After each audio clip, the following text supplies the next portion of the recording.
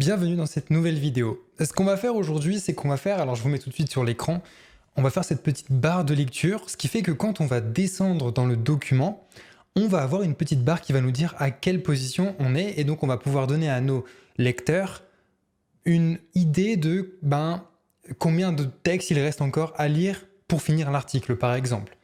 Donc là, évidemment, c'est sûr que c'est pas très parlant parce que le site est vide et donc il n'y a pas grand chose à afficher, donc on peut se dire que c'est pas forcément très intéressant. Par contre, si on prend un article comme sur le New York Times, par exemple, sur cet article-là, si vous rajoutez ce qu'on va faire ensemble dans cette vidéo, ça peut être plutôt intéressant de proposer ici une petite barre de lecture. Donc imaginez que c'est votre blog ou votre portfolio ou peu importe, en tout cas une page où vous voulez donner une indication sur combien de temps de lecture il reste à votre utilisateur. Quand on descendrait, on verrait que là, on est par exemple à 40% de l'article, par exemple. Et là, bien évidemment, on a la petite indication du scroll, sauf que quand on descend, on a le footer, mais parfois on a une partie commentaire qu'on n'a pas forcément envie d'inclure dans l'article. Donc pour ça, il faudra juste modifier un petit peu le code JavaScript qu'on verra ensemble pour pas détecter la hauteur du document, mais la hauteur de la partie de l'article dans laquelle on veut ajouter cette fonctionnalité. Voilà, bon, on verra tout ça ensemble. En tout cas, voici donc ce qu'on va faire. C'est une petite indication plutôt sympa qui nous permet de dire, ok, là, il me reste, j'ai lu tout ça, il me reste cette petite partie à lire, ok, je continue. Voilà, ça donne envie au lecteur, surtout pour les grands articles, de continuer à lire l'article. Donc ça peut être plutôt intéressant. Alors, on va fermer ça, on va fermer également l'article du New York Times, et nous, on est parti sur CodePen. Alors, pour commencer, nous, ce qu'on va faire, c'est qu'on va créer une division avec une classe qui va s'appeler Progress Bar. Alors, je vais tout mettre en anglais, mais encore une fois, il n'y a rien de très compliqué. Progress Bar, ça veut juste dire barre de progression en français. Voilà.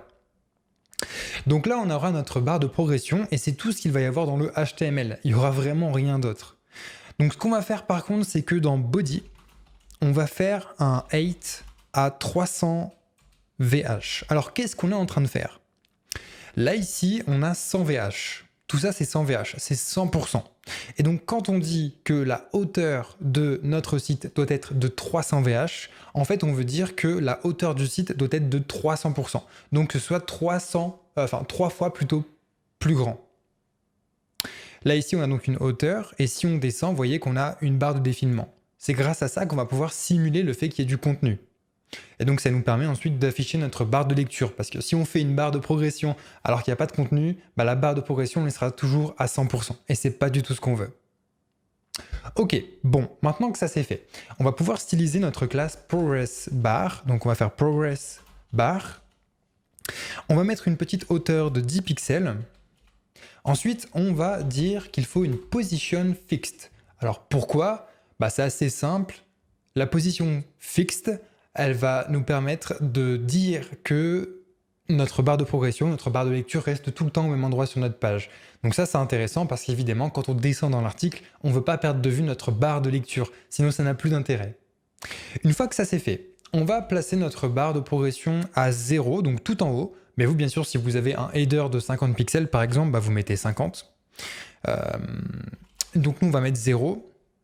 Left, on va mettre 0. Right, on va mettre 0.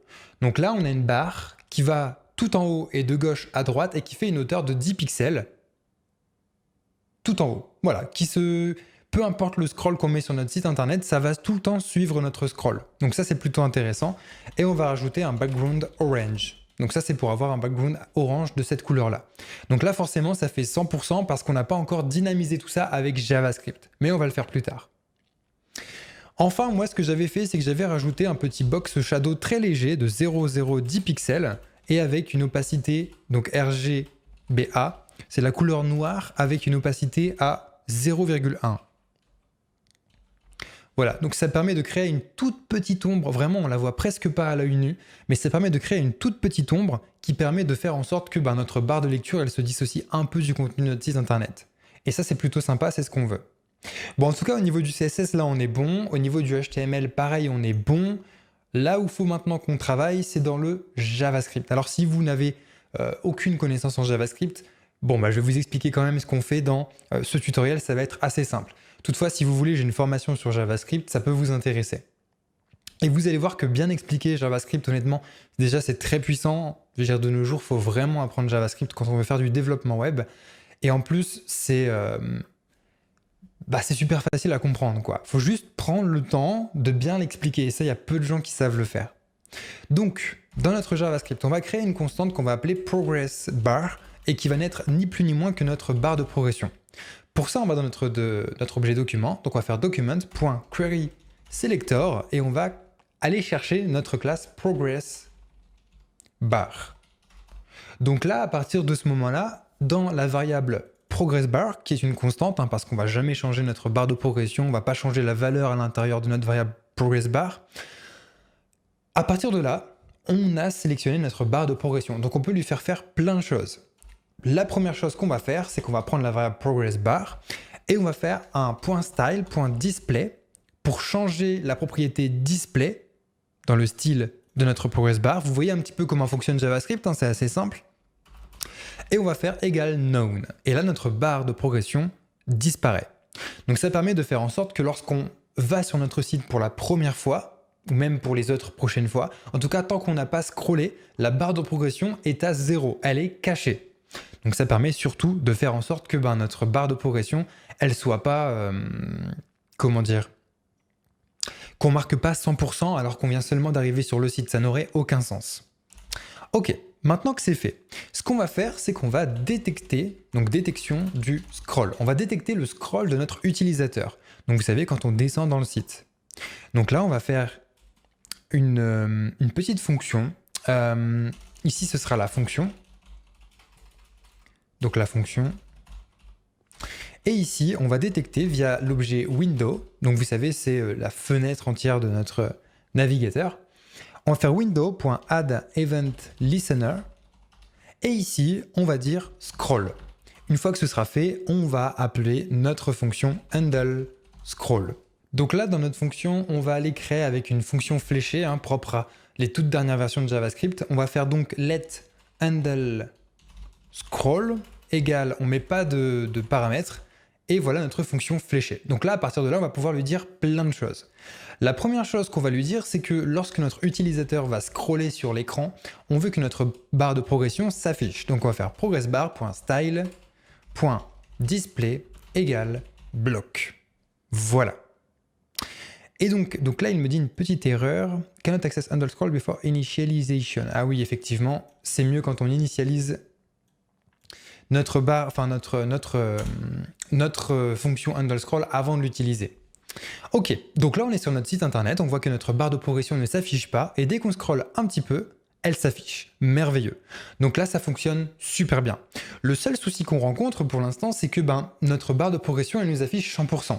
Alors que pourtant, là, lorsque je scrolle un petit peu, on peut voir que je suis qu'au début de l'article. Donc pour ça, on va modifier en fait la largeur width de notre barre de lecture. Donc comment est-ce qu'on va faire ça? On va devoir calculer plusieurs choses. En fait, on va calculer 5 variables différentes. Alors, on aura d'abord, dans un premier temps, alors je regarde bien pour ne pas me tromper, pour respecter l'ordre que j'avais déjà préparé pour ceux qui sont en train de lire les articles. Donc const8, là ici on va récupérer le document.body.scroll8. Donc ça va permettre de savoir la taille du site. C'est-à-dire que ici on va récupérer la taille de ceci. Si votre site fait 6000 pixels de hauteur en entier, eh bien dans ce cas, dans 8 on aura 6000. Voilà, c'est à ça que ça sert. Ensuite, on va aller récupérer la taille du navigateur. Donc pour ça, on fait window.inner8. Et donc là, on va pouvoir récupérer la taille de l'affichage. La taille de l'affichage, c'est ceci. C'est toute la partie en blanc qu'on voit là. Donc ça, ici, on a peut-être, par exemple, je sais pas, on a peut-être 1000 pixels ici. Ici, on a peut-être 1000 pixels de hauteur. Et la taille du site, c'est peut-être 3000. Eh bien, là, dans ce cas, dans 8, on aura 3000. Et là, dans Windows 8, on aura 1000. C'est à ça que ça sert. Parce que vous allez voir qu'on va faire un petit calcul derrière qui va nous permettre de détecter combien de pourcentage il reste à afficher. Donc là, on part un petit peu en mathématiques. Si vous ne comprenez pas tout, c'est pas bien grave. Reprenez cette vidéo une deuxième fois. Ou au pire, c'est pas grave. Au moins, vous aurez votre barre de lecture qui est déjà faite. Mais c'est quand même important de comprendre comment ça fonctionne. Vous allez voir, on va refaire un topo là-dessus. Et là, on va faire une troisième variable constante, donc une constante, position. et ce sera window.pageYOffset. Et donc là, ça va pouvoir nous permettre de nous dire la... Alors, c'est pas page, hein. Voilà, pageYOffset, ça va nous permettre de nous dire la position en pixels du document. Donc ça va nous permettre de dire, ben là par exemple, on est à 600 pixels sur le document qui fait 300. Donc ça nous permet de dire, ok, bah là, ok, je sais que je suis à cette position-là dans mon site internet. Le document, c'est le site internet en entier, hein. Je suis à cette position-là, et ben je sais que il me reste encore tout ça à afficher. Il me reste encore, par exemple, si on fait 3000 moins 600, il me reste encore 2400 pixels à afficher. Voilà, c'est à ça que ça va nous servir. Une fois qu'on a toutes ces informations-là, on va pouvoir faire notre premier calcul, et on n'en aura que 2 à faire. Le premier, ce sera pour détecter la taille du site moins la partie à afficher. Donc en gros, c'est pour savoir vraiment, ok, mon site fait 3000 pixels, ok, la largeur, la hauteur plutôt de mon navigateur, ou plutôt de la fenêtre de mon site internet, c'est 1000. Bon, bah dans ce cas, il me reste 2000, mais le 2000, il faut le calculer. Donc c'est ce qu'on va faire. On va faire une constante qui va s'appeler trackLength pour traquer la hauteur, pour suivre la hauteur. Et on va donc faire 8 moins window 8. Et là, ça va nous permettre de nous dire, par exemple, bah encore une fois, si le document fait 3000 et que ici, ma surface en blanc affichable est 2000, bah au final, il me reste 2000 à afficher. Et ça, c'est très important pour le deuxième calcul qu'on va faire, qui est ici. On va calculer le pourcentage, donc percentage, avec un E, parce qu'on fait tout en anglais. Et donc ici, ce qu'on va faire, c'est qu'on va faire position, donc la position de notre document, par exemple à 600 pixels. On va la diviser par la trackLength, donc par la variable trackLength, qui va permettre de nous dire, ok, je suis à 600 pixels et au final, mon document, moins la surface affichable, il est de 2400 pixels. Dans ce cas, on fait 600 divisé par 2400, ça va nous donner un pourcentage et on va faire x 100 pour avoir une valeur sur 100. Par exemple, ce sera, on est à 46,55555% de notre document. Comme ça va être assez problématique et qu'on veut un nombre rond. On ne veut pas de 45,55555%. Pourquoi? Parce qu'ensuite, nous, ce qu'on va faire, c'est qu'on va donc augmenter la taille de notre barre de progression. On va donc faire progressbar.style.right parce qu'on va décaler notre barre de progression de la droite, histoire de donner une certaine largeur width. On va dire, par exemple, je sais pas, moi, tu vas me décaler à 80% ma barre de progression vers la droite. Ça fait qu'on va afficher 20% en orange et donc il restera 80% à afficher. Voilà. Vous allez voir, ça va être plus parlant dans la suite lorsqu'on va voir tout ça en live. Donc là, ce qu'on va faire, c'est qu'on va juste dire, ce sera 100. De base, on va décaler de 100, moins notre variable percentage. Donc par exemple, si je suis à 30%, je fais 100 moins 30% et je rajoute %. Voilà. Magnifique. Et là, le problème qu'on va avoir, c'est que, par exemple, donc là, vous voyez, ça fonctionne plus ou moins, hein. Le problème, c'est que si on fait... si on a une valeur comme 46,55555%, ici, ça va faire 100 moins 45,55555%, et au final, on va se retrouver à 54,33333332%, etc. Et donc ça, c'est pas vraiment top. Moi, ce que je vous conseille, c'est d'arrondir tout ça. Pour ça, on va utiliser la fonction math de JavaScript. On va faire math.floor, et on va arrondir tout ça. Donc ici, on rajoute des parenthèses, hein, histoire d'abord de faire la division, ensuite on rajoute x100, et ensuite seulement on arrondit l'ensemble. On n'oublie pas, bien sûr, le point virgule, et là, on a notre barre de progression qui est opérationnelle. Donc vous voyez, quand je descends, alors là, par contre, ça s'affiche d'un coup, alors on a dû se tromper quelque part. Alors oui, c'est ici score 8, j'ai oublié le H en majuscule. Voilà. Donc là, maintenant, vous voyez qu'on a bien notre barre de progression qui s'actualise selon la position qu'il nous reste à lire dans l'article. Donc là, si je suis à la moitié, on va dire qu'ici je suis à la moitié par rapport à notre scroll, on voit que dans notre barre de lecture, je suis à peu près à la moitié. Et plus je descends, plus je vais avoir un sens de lecture je vais avoir une indication sur la lecture qu'il me reste. Alors pourquoi c'est important de calculer la distance, de retirer plutôt la distance d'affichage? Regardez, je vais vous montrer. On a calculé par exemple grâce à trackLength la hauteur de notre site internet moins la la partie affichée d'un coup, dès la première fois qu'on va sur notre site. Tout ça ici, c'est par exemple 1000 pixels. C'est important de le déduire. Pourquoi ? Si je ne prends pas en compte cette partie blanche, d'accord, qui est déjà affichée, ce qui va se passer, c'est que du coup, JavaScript, lui, il va pas savoir que les 1000 premiers pixels sont affichés. Du coup, il va attendre qu'on descende de 1000 pixels pour penser qu'on a déjà vu la première partie. Ce qui fait qu'arriver en bas de la page, ici, la partie en blanc qu'il nous manque, alors qu'on est tout en bas de la page, c'est la partie qui était affichée déjà de base. Pour lui, en fait, il vit en décalé. Lui, il a l'impression qu'on ne voit rien de base. Voilà, il a l'impression qu'on part de rien. D'accord ? Je vous mets en grand. Lui, il a l'impression qu'on part de rien. On arrive sur le site, on ne voit aucune information. Et donc, pour voir les 1000 premiers pixels, donc par exemple le header, la barre de navigation, un message de bienvenue, etc., il va falloir qu'on descende pour lui. Donc là, ça c'est nous, hein. Voilà, en forme de boule, allez, pourquoi pas. Il va falloir pour lui qu'on descende de 1000 pixels pour voir le header, la barre de navigation, etc. La vérité, c'est que nous, quand on arrive sur le site, évidemment, on voit déjà des informations de base.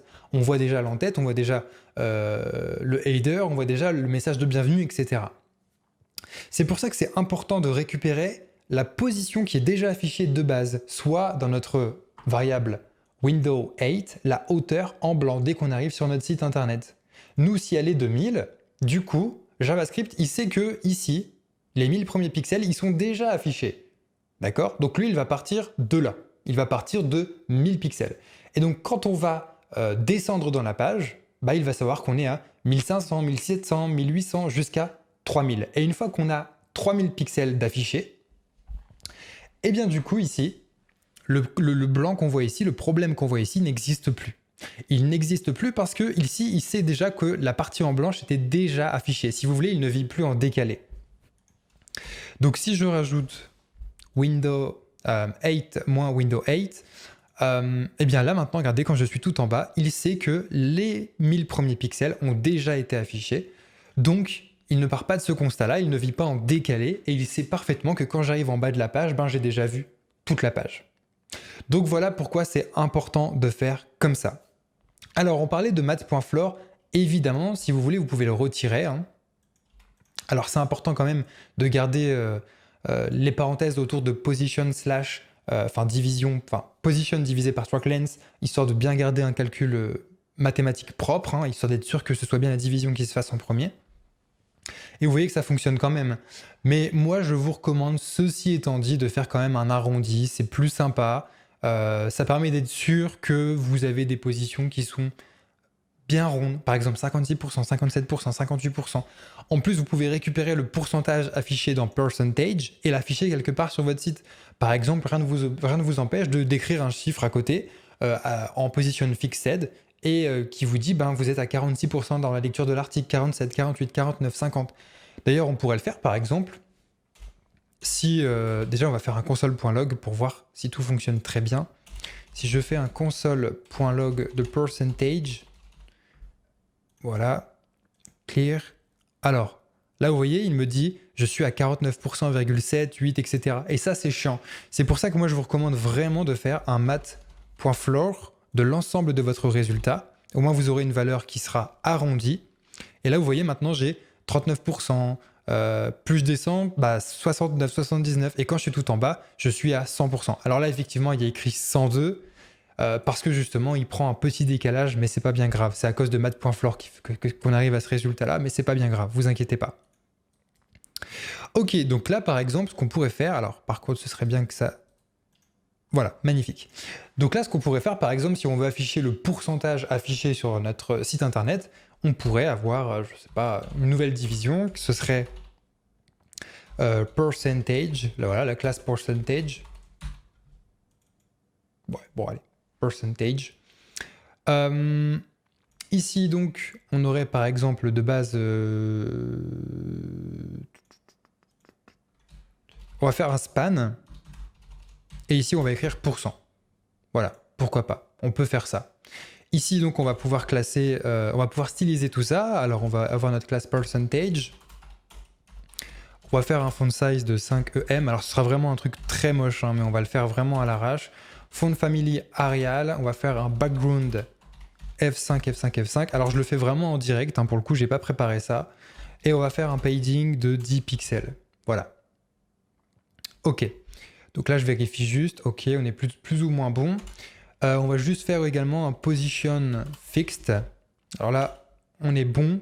Il ne nous reste plus qu'à nous dire qu'on veut que tout ça soit à droite. Donc right 0. Et là, voilà. Là, on va pouvoir afficher notre pourcentage. Par exemple, de toute façon, c'est que du style. Après, donc vous pouvez le faire à votre sauce. OK. Donc maintenant, ce qu'il nous resterait à faire éventuellement, c'est d'aller ici. Donc, const, on va traquer le pourcentage. Donc, on va faire percentage display, par exemple. Donc, ça veut dire affichage du pourcentage en anglais. On va faire document.querySelector et ici, on va aller choper notre classe percentage. OK. Bon, maintenant que ça c'est fait, ce qu'on va pouvoir faire, c'est dire que de base, sans qu'on scrolle, ce sera écrit 0%. Donc pour ça, on va faire percentage display. En fait, il faudrait qu'on récupère plutôt le span. Ce serait peut-être même mieux. Je réfléchis 2 secondes. Ouais, ce serait peut-être même mieux. On va faire percentage.span et là, on va faire .text est égal 0. Voilà, par exemple. Mais je réfléchis à la meilleure solution. On pourrait même faire un inner HTML. Ce serait peut-être même mieux.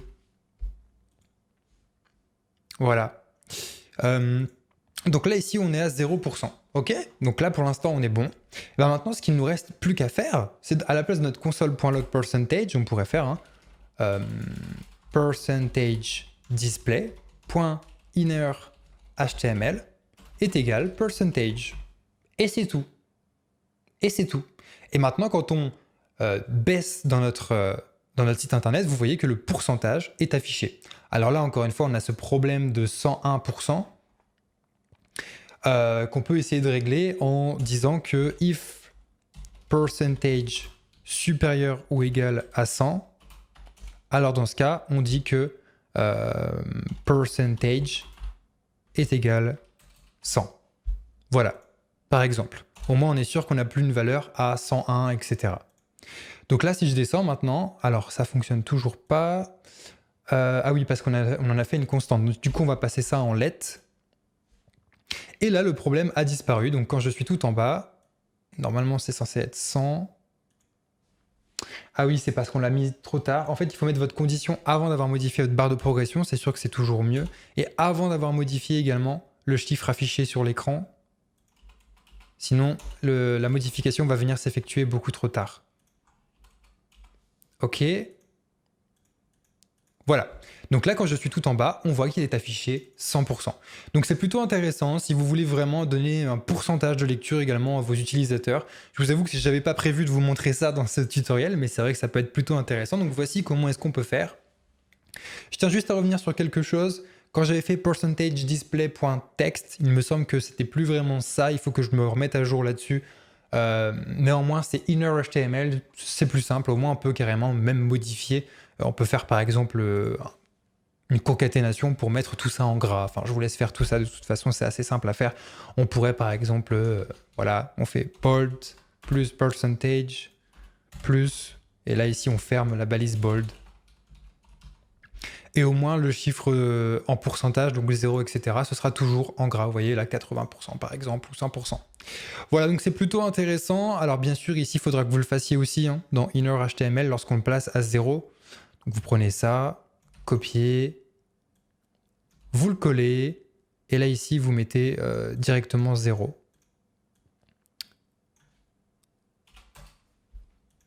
Et voici. Donc voilà, voici comment on fait du coup une barre de lecture pour montrer à vos utilisateurs à quelle position ils sont sur votre site internet, à quelle position ils sont sur votre article, ça peut être plutôt intéressant. Et bien sûr, si vous avez une partie commentaire, si vous avez une partie qui n'est pas intéressante pour vos utilisateurs à afficher, par exemple, je ne sais pas moi, encore une fois, l'espace commentaire, on ne veut pas forcément que, lorsqu'on dit le temps de lecture, on veut que ce soit vraiment le temps de lecture. On ne veut pas que ce soit le temps pour lire toute la page avec tous les commentaires. Si les commentaires font la moitié de votre page, dans ce cas, l'article ne fait que 50%. Donc ça ne sert à rien de dire qu'à 50%, il vous reste encore 50% à lire, vu que vous avez déjà lu tout l'article. Donc pour ça, la seule chose qu'il faudra modifier pour vous, c'est au niveau des variables ici. plutôt que de récupérer la taille du document, donc dans 8, bah vous allez mettre votre article dans une classe ou dans un article, par exemple une balise article, voilà, par exemple. Là, vous mettez votre article, donc ici. Et donc, dans votre constante 8, ce que vous allez faire, c'est que vous n'allez pas faire un document.body.scroll8, vous allez faire un document.querySelector. Et ici, vous allez sélectionner donc la balise article et vous allez faire scroll8. Voilà. Donc ça va vous permettre de savoir à combien vous êtes dans votre article, à quelle position. On va voir un petit exemple, par exemple. Alors, je vous fais vraiment des grosses vidéos, je le sais, mais c'est important que je vous explique vraiment tout et tous les cas de figure. Si, par exemple, on a une hauteur de 200 VH, ok, on va faire un background en red, histoire de bien voir une petite différence. Peut-être pas red, blue plutôt, je préfère blue. Ok, donc ça c'est mon article, vous voyez, et arrivé ici, ben finalement j'ai plus besoin de lire l'article en plus parce que je l'ai déjà lu. Bah vous voyez, ici, il prend en compte l'élément en bleu, et dès que je vois la fin de mon article, donc qui est en couleur bleue, hein, je le rappelle, regardez, là ici on est à 99%, et dès que je descends et qu'on a vu tout l'article, il s'arrête, il me dit j'ai lu 100% de l'article. Et imaginez juste qu'ici vous avez votre espace avec plein de commentaires, bah votre barre de lecture est pleine, et il n'y a plus besoin de vous inquiéter avec ça. Voilà, ça ne va pas augmenter et dire il vous reste encore 15% à lire. Non, non, quand vous avez fini l'article, vous avez fini l'article. Voilà. Donc voici comment est-ce qu'on fait pour faire une barre de lecture. Alors on a vraiment vu tous les cas de figure, absolument tous les cas de figure. Si vous voulez récupérer le pourcentage, l'afficher sur votre site, si vous voulez récupérer seulement une partie de votre site internet, par exemple un article, et dire combien de temps il reste pour lire l'ensemble de l'article, voici comment on fait, encore une fois, en modifiant votre variable window8 en détectant la balise qui contient, le parent qui contient donc votre article. Voilà, c'était une vidéo qui était assez longue, qui était assez technique, on a vu pas mal de choses, notamment au niveau des mathématiques. Si vous avez un peu de mal, n'hésitez pas à revoir encore une fois cette vidéo, c'est important de prendre votre temps, d'y aller petit par petit, et surtout de comprendre ce que vous faites. Si vous ne comprenez pas ce que vous faites, vous allez avoir du mal à le refaire par vous-même dans d'autres projets et ce serait dommage. Voilà, c'est tout ce que je voulais vous montrer. On se retrouve dans un prochain tuto. N'hésitez pas à poser vos questions sur le Discord officiel, entre guillemets, que j'ai lancé il y a quelques jours. Vous retrouvez le lien dans la description. Vous avez également le code qui est disponible dans la description. Et nous, on se retrouve pour de prochains tutos.